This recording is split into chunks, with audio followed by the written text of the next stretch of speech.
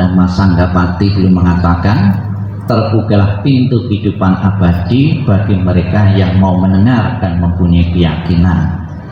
Terimalah salam di dalam Dharma. Namo Sang Hyang Adi Budaya, Namo Buddhaya. Yang saya hormati pemimpin Puja Bakti, yang saya hormati segenap pengurus yayasan yang hadir dalam pelaksanaan Trisuci Waisak tahun 2568, segenap sesepuh pelopor perintis agama Buddha di Klenteng Mojokerto ini, yang saya hormati segenap para upasaka dan upasika, segenap umat Buddha yang hadir dalam perayaan Trisuci Waisak di tahun ini. Tidak terasa Bapak Ibu sekalian, agama Buddha sudah berumur sekian puluh ribu tahun. Tahun ini hitungan Waisak urutannya sudah 2568 Buddhis era atau tahun Buddhis ya. Sebetulnya agama Buddha sudah jauh lebih tua dari hitungan ini, karena hitungan ini dihitung dari wafatnya Sang Buddha, itu tahun 0 kalau di Thailand.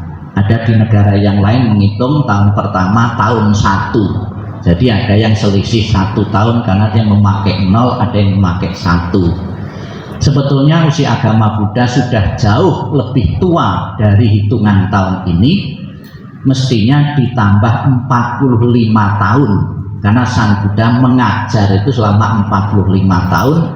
Jadi usia agama Buddha sudah 2613 tahun. Agama yang tidak muda lagi, agama yang sudah tua, agama senior ya. Ini membuktikan agama Buddha sampai sekarang di usia 2000 tahun lebih masih tetap dianut oleh sebagian besar masyarakat dunia, yang kurang lebih saat ini kurang lebih orang yang beragama Buddha seluruh dunia itu 400 sampai 500 juta. Ini kan jumlah yang banyak. Yang paling banyak itu di Tiongkok, ada 100 lebih. Kalau di negara-negara Buddhis memang mereka mayoritas, tapi biasanya penduduknya di negara-negara Buddhis itu di bawah 100 juta ya. Di Thailand, di Burma, Sri Lanka itu di bawah 100 juta penduduknya. Mereka memang agama mayoritas di negara-negara mereka itu.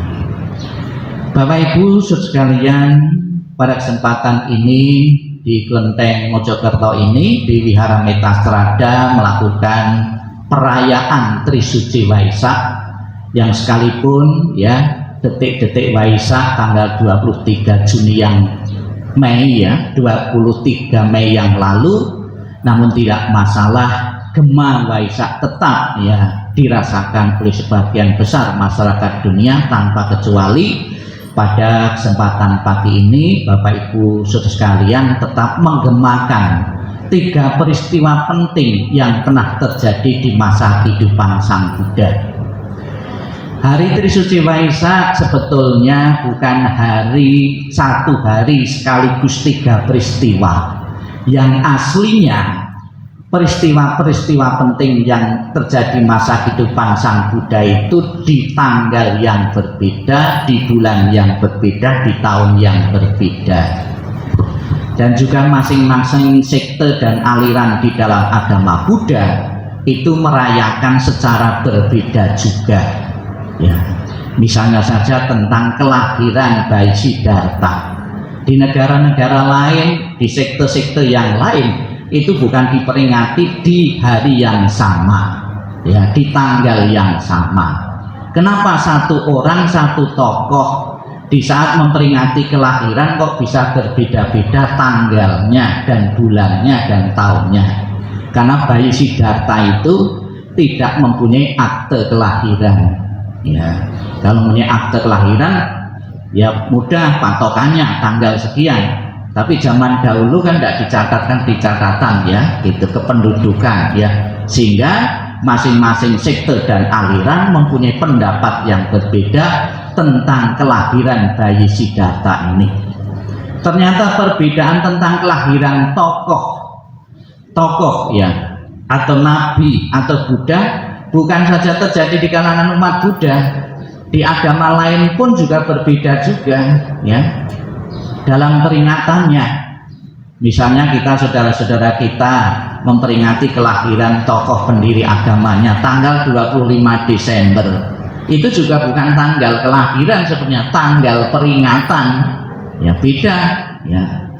Demikian pula di kalangan umat Buddha ternyata juga ada perbedaan-perbedaan pendapat di saat memperingati 3 peristiwa penting ini ya. Contohnya variasi tradisi-tradisi dalam agama Buddha di tanggal yang berbeda, bulan yang berbeda ya. Pas tanggal 8 bulan 4 diperingati tanggal kelahiran bayi Siddhartha. Ini dalam tradisi Mahayana ya. Umat Buddha Tiongkok itu memperingati tanggal kelahirannya itu lebih awal seminggu atau 2 minggu ya. Jadi pas bulan 4 tanggal 8 itulah diyakini sebagai tanggal kelahiran dari bayi Siddhartha. Kemudian tanggal penerangan sempurna itu bulannya bulan 12, tanggalnya memang sama, tanggal 8 ya, bulan 12 tanggal 8 ya. Itu. Kemudian pencapaian penerangan sempurna itu bulannya bulan 2, tanggalnya 15 ya. Jadi berbeda-beda. Karena ada perbedaan-perbedaan tersebut ya, kok rasanya umat Buddha kok beda-beda. Bagaimana kalau ada hari kesepakatan, hari kebersamaan, hari kerukunan? Kemudian para pemuka-pemuka agama di dunia tahun 1950 mengadakan kongres di Sri Lanka, di Kolombo, menyepakati untuk memperingati peristiwa-peristiwa penting yang pernah terjadi di masa kehidupan Sang Buddha. 3 peristiwa penting itu sekaligus diperingati di tanggal yang sama, yaitu memakai perhitungan internasional ya. Di saat bulan Mei perhitungan internasional dan di situ ada tanggal 15, itulah hari kesepakatan peringatan Trisuci Waisak. Jadi semestinya itu masing-masing ada hari kesepakatan, yaitu pas purnama di bulan Waisak tanggal 15. Inilah satu bentuk kebersamaan dan kerukunan ya, dan diharapkan dengan digabung menjadi satu, umat yang hadir itu jauh lebih banyak ya. Umat yang hadir lebih banyak daripada diperingati masing-masing kelahiran sendiri, penerangan sendiri, wafatnya sendiri ya. Kalau sampai umat Buddha tidak hadir, kebangetan 1 tahun sekali memperingati 3 peristiwa penting ya, harus jauh lebih ramai. Dan pada tahun ini Bapak Ibu, saya melihat dari masyarakat Indonesia khususnya dipersatukan dengan istilah detik-detik Waisak di saat memperingati 3 peristiwa penting ini. Ini hanya terjadi di Indonesia, di negara lain tidak ada. Dan ini detik-detik Waisak ini juga sebagai tolok ukur umat Buddha di wihara itu seberapa banyak toh. Karena tidak sedikit umat Buddha itu ya pergi ke lain-lain wihara, di mana ada perayaan pergi, di mana ada perayaan pergi ya. Umat tetap di situ yang mana tidak diketahui secara pasti. Dengan adanya detik-detik Waisak di jam yang sama, itu untuk bisa mengetahui umat real di situ, umat nyata di situ seberapa banyak. Nah, kita berbahagia ternyata umat Buddha di saat detik Waisak tidak bisa pergi di 2 tempat yang berbeda. Itu ketahuan umat Buddha ternyata cukup banyak, setahun sekali mau kumpul ya. Seperti kemarin saya juga detik-detik Waisak di Surabaya, kekurangan tempat duduk, kekurangan konsumsi, sampai dibelikan di luar tetap kurang-kurang karena umat yang hadir membludak. Tapi di hari-hari biasa mungkin sepertiganya yang hadir.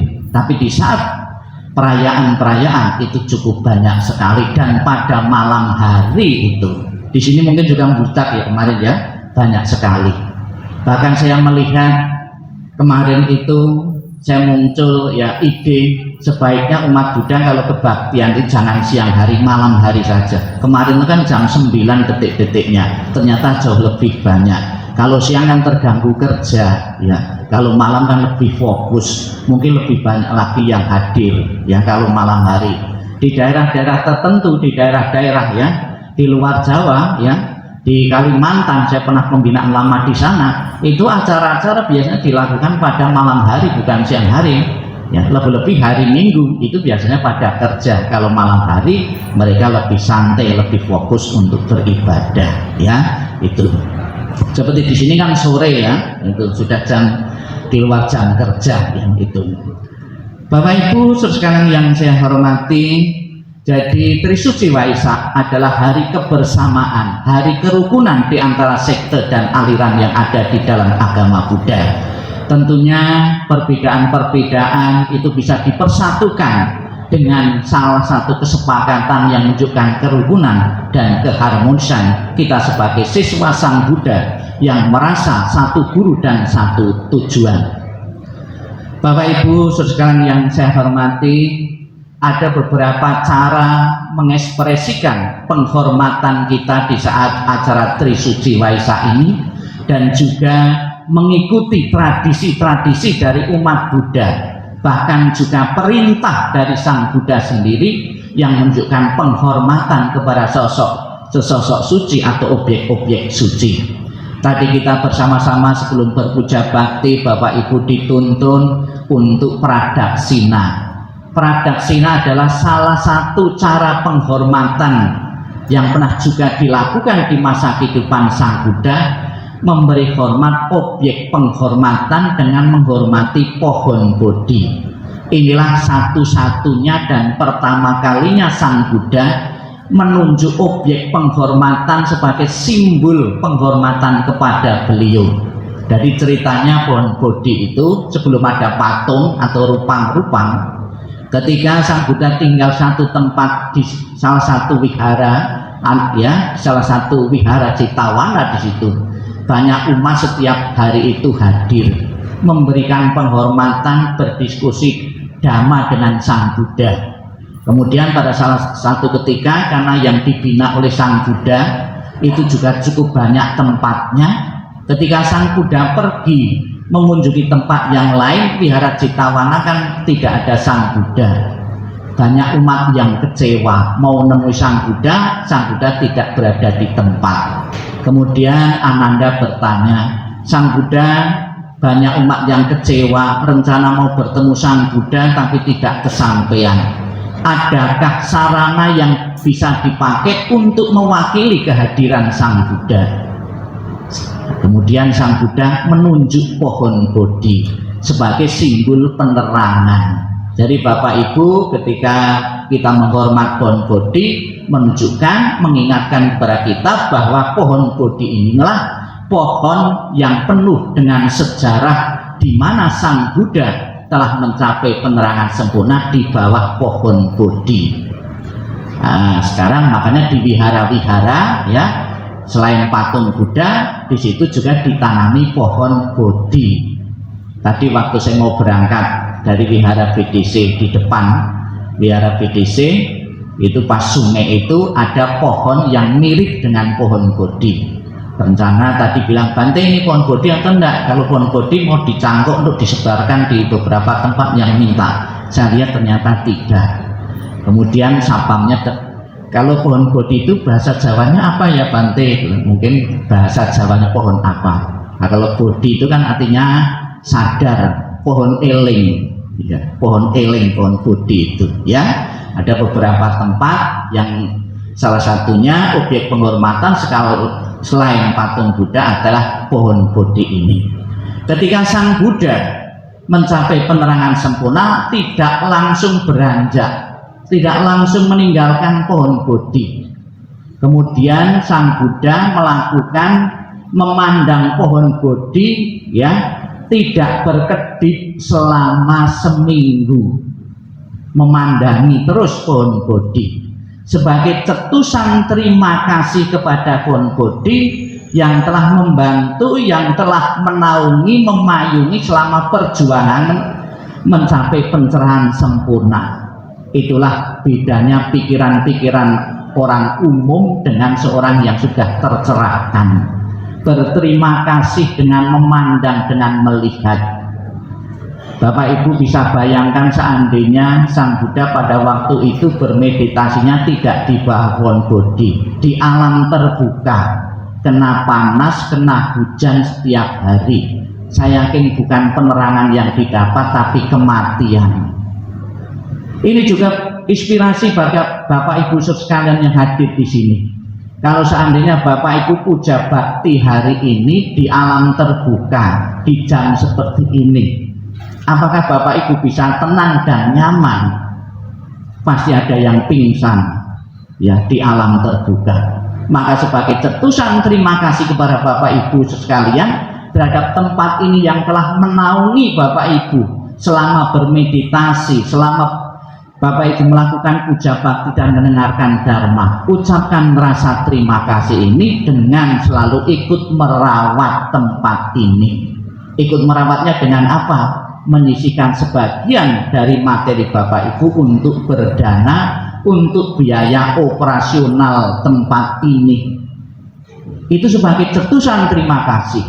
Kalau saat ini di sini tidak dipasangi AC ya, ada kipas sehingga asapnya tidak keluar mulek-mulek pedih ya. Bagaimana kalau ada AC? Bapak Ibu lebih nyaman lagi, bisa berlama-lama di sini ya, bisa tenang untuk membaca parita suci maupun mendengarkan dharma. Jadi apa yang dilakukan Sang Buddha pun juga menginspirasi Bapak Ibu sekalian juga harus terima kasih kepada tempat ini, karena sudah sekian puluh tahun Bapak Ibu beragama Buddha mendapatkan pengetahuan dhamma yang akan membimbing Bapak Ibu pada pembebasan. Bapak Ibu sekalian yang saya hormati, 3 peristiwa penting yang hari ini kita peringati adalah peristiwa kelahiran bayi Siddhartha. Terjadi tahun berapa tadi? Kelahiran bayi Siddhartha terjadi tahun berapa tadi? Di saat meditasi tadi saya bacakan tahun berapa? Sebelum Masehi berapa? Ini belum ada 1 jam loh.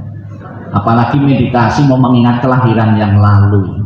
Nah, 1 jam yang didengar saja lupa loh.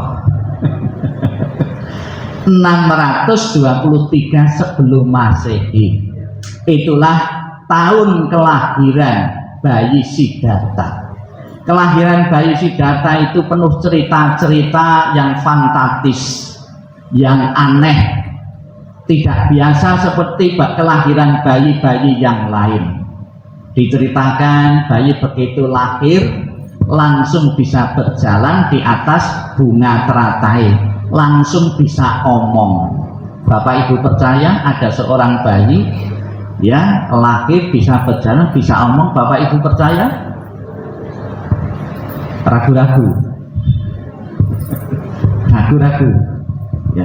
Inilah cerita kitab suci. Cerita kitab suci itu biasanya pakai bahasa hiperbola, bahasa yang dilebih-lebihkan untuk memberikan kesan wah ya. Tidak semua ajaran Sang Buddha itu yang sering Bapak Ibu terima itu berdasarkan kitab suci. Namun banyak juga cerita-cerita tentang kehidupan Sang Buddha berasal dari legenda India.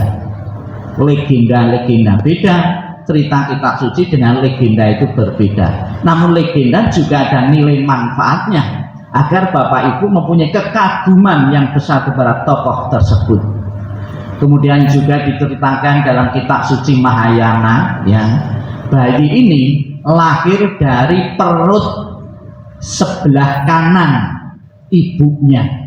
Yang wanita-wanita saya tanya, ada lubangnya enggak perut sebelah kanan ibu-ibu? Ada lubangnya enggak? Ada enggak? Tidak ada. Tapi kenapa kok bisa untuk lahir? Pas.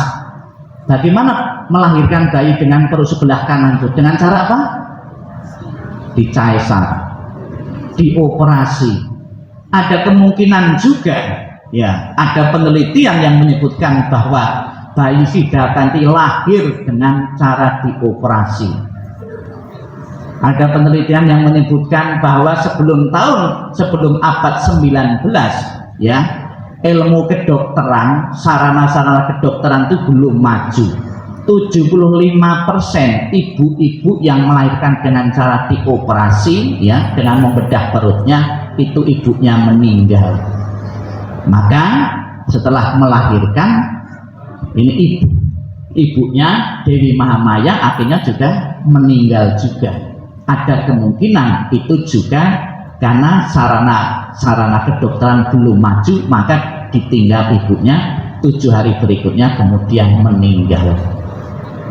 Kemudian ada juga, ya, cerita masih ada terkait dengan bayi Siddhartha ini berjalan 7 langkah. Kenapa yang dilangkahi? Ya, itu kok 7 bunga terantainya, tidak 6, tidak 8. Ya. Ini sebagai firasat.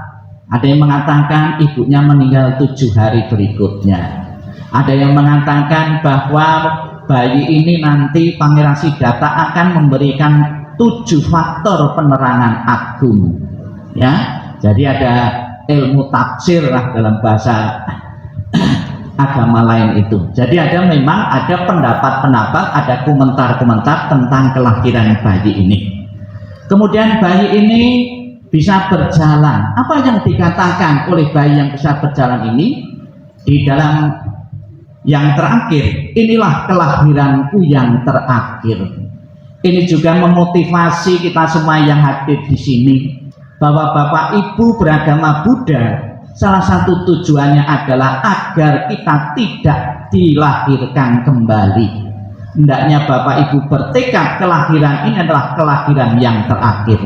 Bagaimana agar kita bisa saat ini kehidupan ini menjadi kelahiran yang terakhir, yaitu dengan praktek dharma, menjalankan sila, samadhi, dan panya. Ya, itulah resepnya agar kita tidak terlahir kembali. Seandainya harus terlahir kembali, bukan karena kekuatan karma kita, karma buruk kita, namun karena kekuatan tekad seperti bodhisattva. Karena bertekad ingin menolong makhluk-makhluk hidup lebih banyak lagi. Dicontohkan Avalokitesvara atau Kwan Yin Posa, dia tetap kelahiran kembali, tapi bukan karena karma buruk, namun karena tekad prasetya ingin menolong makhluk lebih banyak lagi. Bapak Ibu sekalian yang saya hormati, 3 peristiwa penting. Ada peristiwa yang sangat penting, yaitu peristiwa kedua. Kenapa dikatakan peristiwa kedua peristiwa yang sangat penting sekali? Karena setelah Sang Buddha mencapai penerangan sempurna atau menjadi seorang Buddha, takbir, rahasia tentang penderitaan manusia terungkap.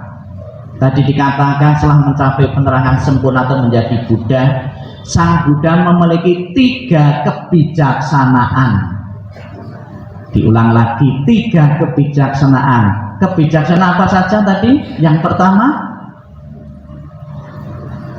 tidak ada yang nyandal sama sekali. Pertama, Sang Buddha mampu mengingat kelahiran dirinya dalam kehidupan lampau. Selain Buddha juga bisa para brahmana zaman Buddha sebetulnya juga mempunyai kemampuan seperti itu, namun jumlahnya terbatas. Ketika Sang Buddha ditanya, Sang Buddha kelahiran yang lalu jadi apa? Tahu, mampu mengingatnya dengan jelas. Kalau kita kan tidak mampu, jangankan kelahiran yang lalu, apa yang kita lakukan seminggu yang lalu, 1 bulan yang lalu saja belum tentu ingat kok. Tidak ingat bukan berarti kelahiran yang lalu tidak ada.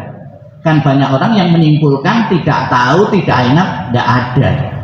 Inilah prestasi yang dicapai oleh Sang Buddha, yaitu mampu mengingat kelahiran dirinya dalam jumlah yang tidak terbatas. Ini kebijaksanaan yang pertama.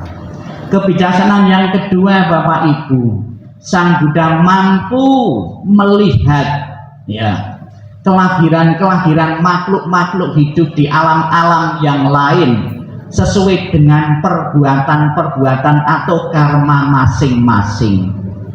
Ketika Sang Buddha ditunjukkan seseorang, kenapa ini rambutnya pirang, rambutnya hitam, kenapa ini cacat, ini sempurna, langsung tahu Sang Buddha bahwa kelahiran-kelahiran di alam manusia, alam dewa, alam neraka maupun alam-alam yang lain 31 alam bukan karena belas kasihan dari dewa, bukan kutukan dari dewa, namun akibat perbuatan-perbuatan yang kita lakukan dalam banyak kelahiran dan kehidupan.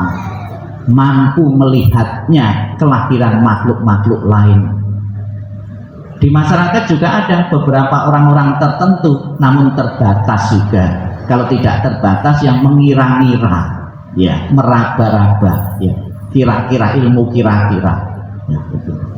Kemudian yang ketiga, kebijaksanaan untuk menyingkirkan, melenyapkan kekotoran-kekotoran batin, keserakahan, kebencian, iri hati, dengki. Semua mampu dilenyapkan dengan tuntas. Itulah prestasi puncak yang pernah dicapai oleh manusia Siddhartha. Dan ternyata Bapak Ibu, kemampuan 3 kebijaksanaan ini bukan saja dimonopoli oleh manusia Siddhartha, namun saudara dan saya juga mempunyai potensi ke arah itu apabila kita mau belajar dengan tekun. Kemudian Bapak Ibu, peristiwa yang ketiga, wafatnya atau parinibbananya Sang Buddha. Untuk membedakan manusia Sang Buddha seperti kita, kalau orang yang tidak dilahirkan kembali itu memakai istilah parinibbana, ya, atau parinirwana. Sang Buddha, para arahat-arahat itu layak memakai parinibbana atau parinirwana. Tapi saudara dan saya kemungkinan besar tetap akan dilahirkan lagi, ya, itu pakai istilah wafat, ya, wafat, ya. Peristiwa wafatnya Sang Buddha mengingatkan kepada kita bahwa kehidupan yang kita jalani dunia ini adalah kehidupan yang tidak kekal. Ketidakkekalan berlaku kepada siapapun. Dengan menjadi seorang nabi, dengan menjadi seorang Buddha, ternyata tidak luput dari hukum ketidakkekalan. Semua nabi dan semua Buddha juga mengalami kematian. Cepat atau lambat, mau atau tidak mau, kita pasti akan mati. Sampai sekarang belum diketemukan mantra parita, ya, yang bisa untuk menghentikan kematian. Ya, itulah Bapak Ibu sekalian, peristiwa besar yang pernah terjadi di masa kehidupan Sang Buddha, selalu gemakan setiap tahun. Namun hendaknya juga secepatnya menginspirasi Bapak Ibu yang hadir untuk meneladani kehidupan Sang Buddha, agar kita pun cepat merealisasi diri untuk mencapai nibbana. Selamat merayakan Trisuci Waisak tahun 2568. Semoga Bapak Ibu berbahagia dan bertekad untuk mencapai pencerahan secepatnya. Sadu, sadu, sadu.